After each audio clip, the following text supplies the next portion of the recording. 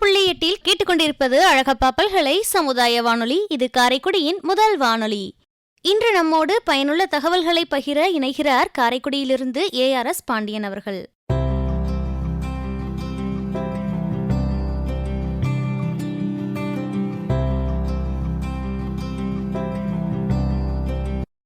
அழகப்பா பல்கலை சமுதாய வானொலி நேயர்களுக்கு இனிய காலை வணக்கம்.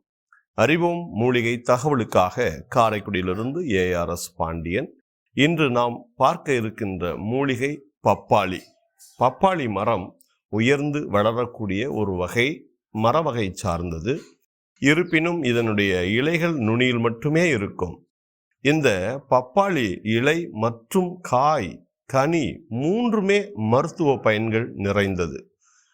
பழத்தில் உயிர் சத்தும் இலைகளில் மருத்துவ குணமும் நிறைந்து காணப்படுகிறது.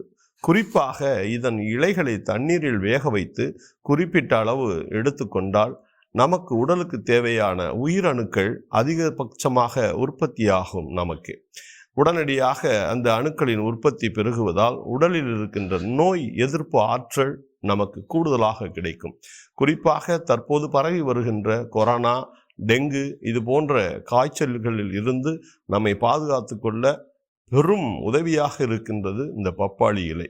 மேலும் சரும நோய்களான, அதாவது சிலருக்கு முகத்தில் ஒரு வகை படை தோன்றும் கருப்பு நிறத்தில் படர்தாமரை, இதற்கு பப்பாளி இலையை கசக்கி பிழிந்து சாறு எடுத்து அந்த கருப்பு படர்தாமரை இருக்கின்ற இடத்தில் ஊசி வர 7 நாட்களில் முழுமையாக மாறிவிடும். பப்பாளி பழம் சாப்பிடுவதால் மலச்சிக்கல் அகலும், கண் பார்வை குறைபாடுகள் நீங்கும். இது போன்ற பல்வேறு பயனுள்ள பப்பாளியை நாம் முறையாக பயன்படுத்தி வாழ்வோம் வளமுடன் என்ற அரிய தகவலோடு மீண்டும் நாளை ஒரு மூலிகை தகவலோடு சந்திக்கின்றேன். நன்றி, வணக்கம்.